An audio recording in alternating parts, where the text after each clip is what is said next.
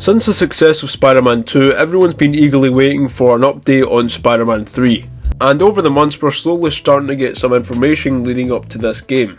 Now, I'm not saying Spider-Man 3 has to come out just yet. Of course, we have to go into the whole development process, and that will take at least a couple of years, so we probably won't expect this game for 2026 or even 2027 at the latest. Now, of course, Insomniacs have a lot of games under their belt so far with the first 3 Spider-Man games, but of course they still have to get into development of working hard on Wolverine and also the standalone Venom game.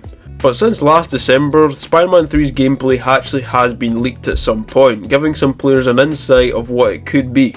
Now, as far as the story theory and my personal opinion, I believe that Doc Ock and Norman Osborn will team up as Doc Ock and Green Goblin again to try and take out Spider-Man, of course after what happened to Harry in the second game.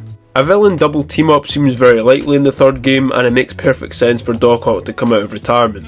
And it has kind of been reported that we will see Cindy become Silk in this game and help out Spider-Man and Miles take on the Green Goblin and of course the big boy Doc Ock. So we're going to have to find out if that's actually true.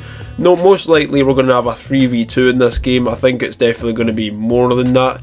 And who knows, with Insomniacs they always like to save up different types of secrets and surprises for us once the game releases. However, some of her did get leaked in the files, so it's very possible we will see this character in this game.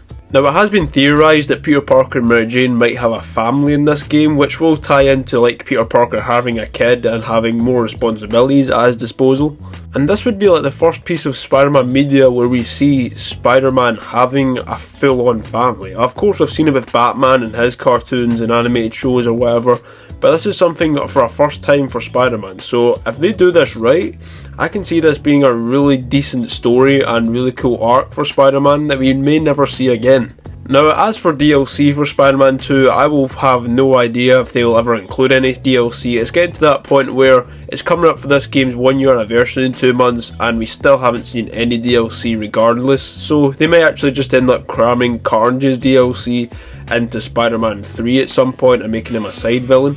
I'd also love to see Hobgoblin make an appearance in this third entry and even having him be a big part of the story at some point. I mean, that would be like kind of what Taskmaster was almost going to be like in the first game, but just give him like center type challenges like we did with him and just make him kind of, but still make him a little tiny bit a part of the story, if you get what I mean. Like, not make him like fully, don't take away the spotlight from Green Goblin, but just give him that little bit of sauce that he needs for the game. People have been speculating online that we're actually going to be getting 2 parts of this game, which in my personal opinion is very stupid. Like, just either release a full game or just don't do it at all, in my opinion. Like, that's really why DLCs are here to stay.